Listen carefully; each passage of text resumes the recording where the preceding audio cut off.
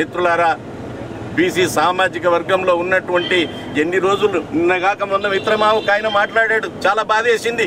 BC మీకు దమ్ము ధైర్యం ఉంటే, మీకు చీము నెత్తురు ఉంటే కాసాని జ్ఞానేశ్వర్ను గెలిపించుకోండి బీసీలారా అని ఛాలెంజ్ చేశాడు ఒక ఆయన.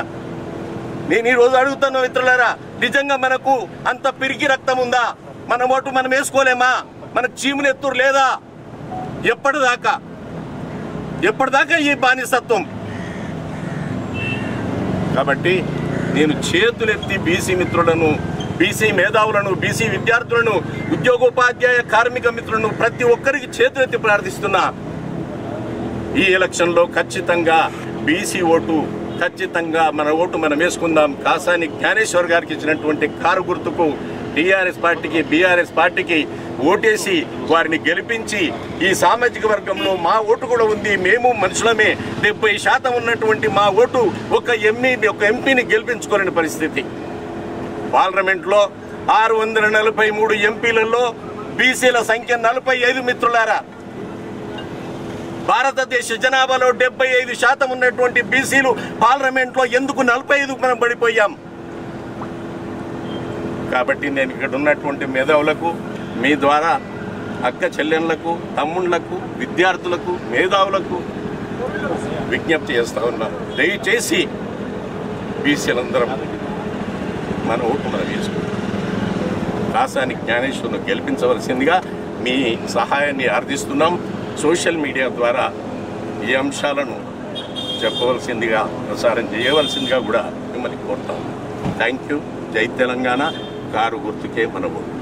మీడియా మిత్రులకు నమస్కారం. ఈరోజు చేవెళ్ళ పార్లమెంట్ అభ్యర్థిగా నామినేషన్ మీ అందరి దయ వల్ల చేవెళ్ళ గడ్డ మీద తప్పకుండా బీఆర్ఎస్ జెండా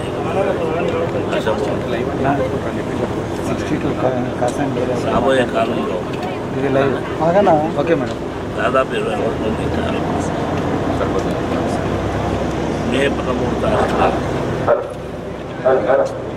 వాటర్ మహాశైలకు అందరికీ తప్పకుండా బీఆర్ఎస్ పార్టీని గెలిపేయడానికి కార్మికులపై ఉండేసి అసలు ఇకపోతే చేవెళ్ళ ప్రాంతంలో ముగ్గురు అభ్యర్థుల ప్రధానంగా 3 పార్టీలు కానీ అదేవిధంగా ముగ్గురం ప్రాంతం నుండి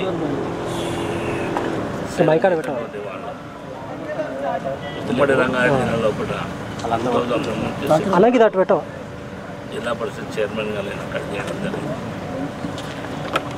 రంజిత్ రెడ్డి గారి కాంగ్రెస్ నుండి, అదేవిధంగా కొండ విశ్వేశ్వరరెడ్డి బీజేపీ, ముగ్గురం కూడా అదే ప్రాంతం నుండి టీఆర్ఎస్ కానీ బీఆర్ఎస్ కానీ మళ్ళీ బీఆర్ఎస్ అందరూ కూడా అక్కడే సేవలు చేస్తున్న సందర్భం. దాంట్లో ముఖ్యంగా ప్రధానికాన్ని కోరేది ఏంటంటే, ఇద్దరు రెడ్డి వర్గం ఉన్నారు. ఒక బీసీ ఒకసారి చేవెళ్ళ ప్రాంతంలో తెలంగాణ వచ్చిన తర్వాత మరి ఒకే ఒక బీసీని ఈరోజు మేము అక్కడ నుండి కాంటాక్ట్ చేయడం జరుగుతుంది. 3 సార్లు రెడ్డి సామాజిక వర్గమే అక్కడ నుండి ప్రాతినిధ్యం వహించింది. మీరు బాగా గమనించాలి, మంచి చేసే వారికి ఆశీర్వదించండి అని నాయకుడి. ముగ్గురు ఆ ప్రాంతంలో పనిచేస్తారు. ఎవరు బాగా చేస్తే, మీ ఆలోచనలు ఎవరు మంచిగా అనుకుంటే వాళ్ళ పోటీ బీఆర్ఎస్ పార్టీకి ఎందుకు వేయాలని వివరణిస్తే, మీరు బాగా గమనించాలి. 10 సంవత్సరాల కాలం లోపల మరి కేసీఆర్ గారు చేసినటువంటి అభివృద్ధి పనులు, వాటిని చూసి ఓటు ఇవ్వమన్నారు. 100 రోజులు దాటి ఉన్నటువంటి కాంగ్రెస్ పార్టీ ఏం చేసిందో కూడా మీకు కళ్ళం పాటు. రాగానే డిసెంబర్ 9 తారీఖున 2 లక్షల రుణమాఫీ చేస్తామని చెప్పడం జరిగింది. అదేవిధంగా రైతు బంధు కానీ 10కి 15 ఇస్తామని చెప్పి 15,000. అవి లేవు, పింఛన్లేవు. ఒకటి కాదు, రెండు కాదు. వాళ్ళు ఏవైతే వాగ్దానాలు చేసిందో అది ఎక్కడ నెరవేరలేదు కనుక తప్పకుండా బీఆర్ఎస్లో ఆశీర్వదించబడింది. Thank you.